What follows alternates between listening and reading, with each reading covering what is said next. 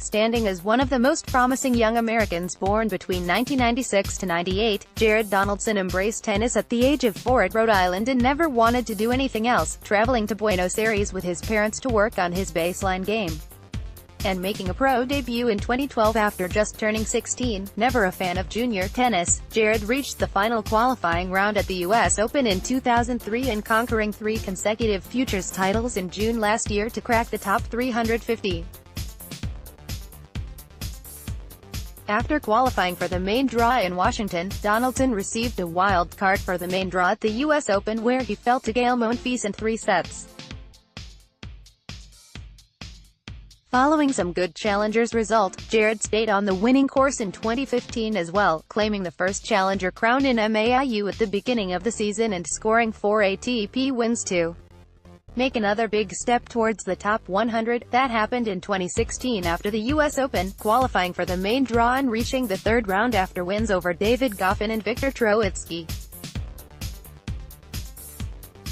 The rest of the year and the start of 2017 were not that good for the young American, but he showed his quality once again at Indian Wells when he reached the 4th round as a qualifier, advancing into the 3rd round at Wimbledon and the quarterfinal in Cincinnati where John Isner toppled him in 2 close sets.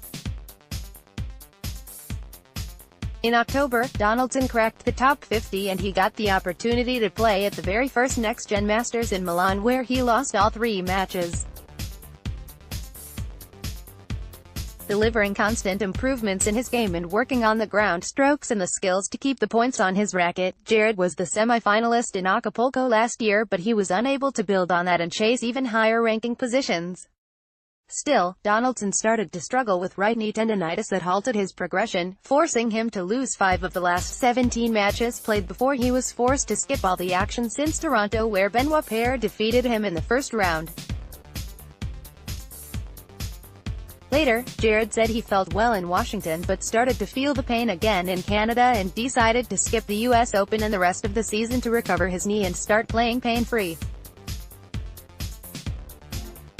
Jared went to the University of South Carolina with his girlfriend and he began to hit again in September, working harder and harder on his comeback and spending the last few days in Miami for the final preparations before the long-awaited return.